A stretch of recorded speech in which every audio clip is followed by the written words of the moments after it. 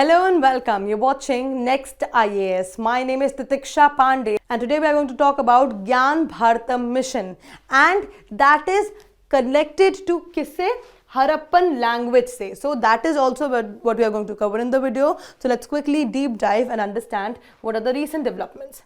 सबसे पहले बात करते हैं कि जो ज्ञान भारतम मिशन है, ministry of culture at the first Gyan Bharatam international conference on reclaiming India's knowledge legacy through manuscript heritage under the Gyan Bharatam mission invited experts to present research on deciphering the Harappan Indus Valley script. तो देखिए जो ministry of culture है उसने ज्ञान Bharatam international conference जो कि किस चीज़ के लिए थी, रिक्लेम करने के लिए इंडिया की नॉलेज लेगेसी किसके थ्रू, मैन्यूस्क्रिप्ट्स के थ्रू, उसमें जो ज्ञान भारतम मिशन है उसके अंडर इन्वाइट किया एक्सपर्ट्स को ताकि वो अपने अपने ओपिनियन प्रेजेंट करें, किसके ऊपर अपनी रिसर्च को प्रेजेंट करें, डिसाइफर करने के लिए हरप्पन इंडस वैली स्क्रिप्ट। अब देखिए जो हरप्पन और इंडस वैली स्क्रिप्ट है इसका बहुत ज़्यादा मेजर पोर्शन जो है वो अनडिसाइफर्ड है, मतलब उसे अभी भी हम पढ़ नहीं सकते हैं क्योंकि हम नहीं जानते कि वो किस तरीके से लिखी गई है और किस लैंग्वेज में लिखी गई है। तो इसको डिसाइफर करने के लिए अलग अलग जो लोग हैं, एक्सपर्ट्स हैं, इस फील्ड के हिस्टोरियंस हैं, उनको बुलाया गया ताकि वो अपनी अपनी रिसर्च प्रेजेंट कर सके, ताकि जो हमारा मिशन है कि इंडिया की जो नॉलेज है मैन्यूस्क्रिप्ट्स के थ्रू, उसकी लेगेसी के थ्रू वो हम देख सके, उसको साकार कर सके। ठीक है, moving forward let's talk about the Gyan Bharatam mission. तो ज्ञान भारतम मिशन जो है वो अनाउंस किया गया था यूनियन बजट 2025-26 में, जो कि एक नेशनल इनिशिएटिव है क्या करने के लिए, प्रिजर्व करने के लिए, डिजिटाइज करने के लिए और डिसेमिनेट करने के लिए इंडिया का वास्ट मैन्यूस्क्रिप्ट हेरिटेज। देखिए इंडिया के पास इतना वास्ट मैन्यूस्क्रिप्ट हेरिटेज है। जब हम बोलते हैं कि इंडिया का जो कल्चर है, इंडिया का जो हेरिटेज है वो बहुत ज़्यादा रिच है, तो देयर इज अ रीज़न कि हम वो ऐसा बोलते हैं, क्योंकि हमारे पास इतनी मैन्यूस्क्रिप्ट्स हैं, हमारे पास इतने सोर्सेज हैं इसको अंडरस्टैंड करने के लिए। लेकिन बहुत सारी सोर्सेज ऐसे हैं, मेजर जो सोर्सेज हैं वो अनडिसाइफर्ड हैं, मतलब हम पढ़ नहीं पाते हैं कि उसमें क्या लिखा गया है। और इसीलिए ज्ञान भारतम मिशन जो है वो अनाउंस किया गया था यूनियन बजट 2025-26 में, ताकि हम जितनी भी हमारी लेगेसी है उसकी तरफ एक कदम बढ़ा सकें और एक एफर्ट कर सकें कि हम वो जो मैन्यूस्क्रिप्ट्स हैं जो अनडिसाइफर्ड हैं उनको पढ़ें।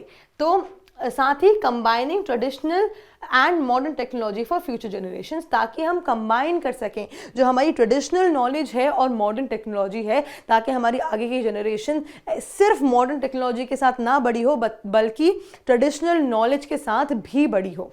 और इसकी जो नोडल मिनिस्ट्री है, जैसा कि मैं आपको बता चुकी हूँ, मिनिस्ट्री ऑफ कल्चर इसकी नोडल मिनिस्ट्री है। Moving forward let's talk about the objective. अब ज्ञान भारतम मिशन का ऑब्जेक्टिव है 3 फेजेस में ये है। फर्स्ट फेज है एस्टैब्लिशमेंट ऑफ इंस्टीट्यूशनल फ्रेमवर्क, ऐसे इंस्टीट्यूशनल फ्रेमवर्क बनाए जाएं, initiation of pilot digitization projects, initiate किए जाए पायलट प्रोजेक्ट्स, डिजिटाइजेशन प्रोजेक्ट्स और रोल आउट हो ट्रेनिंग प्रोग्राम्स का, ताकि बिल्ड की जा सके core capacity. Moving forward second phase में ऑपरेशनलाइज करा जा सके नेशनल डिजिटल रिपोजिटरी को, ताकि कोई भी डिजिटली कोई भी मैन्यूस्क्रिप्ट्स को पढ़ सके, उसका ट्रांसलेशन पढ़ सके, उसका मतलब पढ़ सके और डिप्लॉयमेंट किया जा सके एडवांस टेक्नोलॉजी प्लेटफॉर्म्स को जो एक्सेस है उसको एक्सपैंड करने के लिए, ताकि अलग अलग प्लेटफॉर्म्स को उसका एक्सेस दे सके, ताकि हर कोई अपने फ़ोन में, अपने लैपटॉप में, जो भी डिवाइस आपके पास है उसमें एक्सेस कर सकें वो सारी मैन्यूस्क्रिप्ट्स को भी। थर्ड फेज है इसका स्केल करना आउटरीच इनिशिएटिव्स, ताकि आउटरीच इनिशिएटिव्स करे जा सकें और उसको बड़े स्केल पे करे जा सकें, इंक्लूडिंग एग्जीबिशन में, कल्चरल प्रोग्राम्स में इंटीग्रेट करना एक repository with national and international archives, ताकि सिर्फ हमारे इंडिया की नहीं बल्कि पूरी दुनिया के अलग अलग आर्काइव्स आपको पढ़ने को मिल सकें। और इसको किस तरीके से आउटरीच इसकी बढ़ाएं, एग्जीबिशन के थ्रू, कल्चर प्रोग्राम्स के थ्रू इसको आप डिस्प्ले पे लगाएं और लोगों को समझाएं कि हमारा क्या ट्रेडिशन रहा है, हमारा क्या कल्चर रहा है, सिर्फ नेशनली नहीं इंटरनेशनली भी। Moving forward let's talk about the mission components. अब मिशन के कंपोनेंट्स की अगर हम बात करें तो सर्वे करना और डॉक्यूमेंटेशन करना। पहले तो सर्वे करना और उनको डॉक्यूमेंट करना कि क्या क्या चीज़ें हमारे पास हैं। नेशन वाइड आइडेंटिफाई करना एंड कैटलॉगिंग ऑफ मैन्यूस्क्रिप्ट्स, मतलब कैटलॉग्स बनाना, किसके बाद क्या है, टाइमलाइन बनाना और आइडेंटिफाई करना कि कितनी मैन्यूस्क्रिप्ट्स हमारे पास हैं। कंजर्वेशन एंड रिस्टोरेशन, कंजर्व करना और रिस्टोर करना, safe guard fragile text through scientific and traditional methods. अब देखिए इतने पुराने अगर कुछ पेपर हैं, बे लीव्स पे लिखा हुआ है, कुछ मैन्यूस्क्रिप्ट्स हैं, तो साफ सी बात है कि वो इस समय तक बहुत ज़्यादा फ्रेजाइल होंगी, उनको छूने में भी हो सकता है कि वो टूट जाएं या फट जाएं या ना हमें विजिबल हो। तो सब दूसरा इनका स्टेप है कि उसको कंजर्व करना और रिस्टोर करना ऐसे मेथड्स के थ्रू ताकि वो जो टेक्स्ट है वो प्रिजर्व किया जा सके। थर्ड है digitization and repository, AI assisted digitization and creation of national digital repository, ताकि एक AI के थ्रू एक रिपोजिटरी बनाई जा सके, सारा जो टेक्स्ट है, मैन्यूस्क्रिप्ट है, उसको डिजिटल किया जा सके, ऑनलाइन आप पढ़ सकें, ऑनलाइन उसकी एक रिपोजिटरी हो, उसको सेफगार्ड किया जा सके AI के थ्रू और एक नेशनल डिजिटल रिपोजिटरी क्रिएट की जा सके। फोर्थ है टेक्नोलॉजी एंड AI इनोवेशन, जिसमें tools like hand written text recognition and Gyan Setu AI challenge, ऐसे AIs बनाए जा सकें जो हैंड रिटन टेक्स्ट को रिकॉग्नाइज कर सके, उसको हमारे लिए ट्रांसलेट कर सके।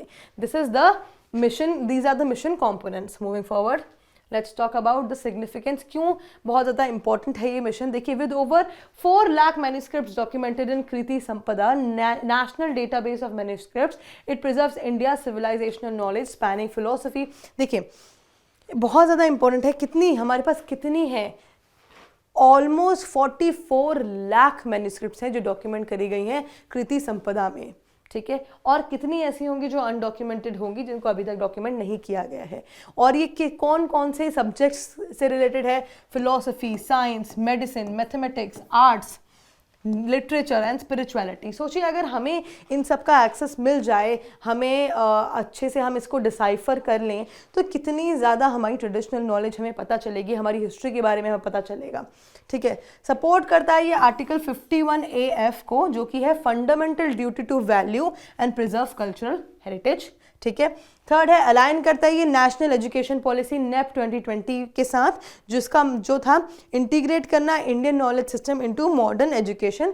तो इंडियन नॉलेज सिस्टम्स हैं उनको मॉडर्न एजुकेशन के साथ मिलाना, जो कि नेशनल एजुकेशन पॉलिसी 2020 का पार्ट था, तो उसके साथ भी अलाइन करता है। लास्टली ये ब्रिज करता है हेरिटेज और technology empowering youth while promoting India's global cultural leadership. तो ये जो एक गैप है टेक्नोलॉजी और ट्रेडिशंस के बीच में, उसको ब्रिज करता है। जैसे कि देखिए बहुत सारे बच्चों को आजकल नहीं पता होगा कि हमारी ट्रेडिशनल नॉलेज क्या थी, लेकिन अगर आप उनसे पूछेंगे इंस्टाग्राम, मेटा AI क्या है, ग्रॉक क्या है, इंस्टाग्राम में रील कैसे बनाते हैं, एवरीथिंग दे विल नो। तो बहुत ज़्यादा इंपॉर्टेंट है that they should know the good things of both the worlds, right. Past का भी उन्हें सब कुछ पता हो, और अभी तो उन्हें पता ही है बहुत सारी चीज़ें, because there is ample of knowledge. तो इसीलिए दिस बिकम्स हाईली इंपॉर्टेंट। इसीलिए टेक्नोलॉजी के बीच में और ट्रेडिशंस के बीच का जो गैप है वो ज्ञान भारतम मिशन ब्रिज करता है। Moving forward, let's talk about the Harappan Indus valley script. अब इसके बारे में बात करते हैं। तो ये जो है इंडस वैली स्क्रिप्ट वो यूज़ करी जाती थी इंडस वैली सिविलाइजेशन में 2600 से लेकर के 1900 BC से प्रेजेंट डे पाकिस्तान में जो है और नॉर्थ वेस्ट इंडिया में है इंडस वैली सिविलाइजेशन, इसके बीच में ये डिस्कवर कर गई थी 1920 में। किसके द्वारा? Team of sir John Marshall के द्वारा।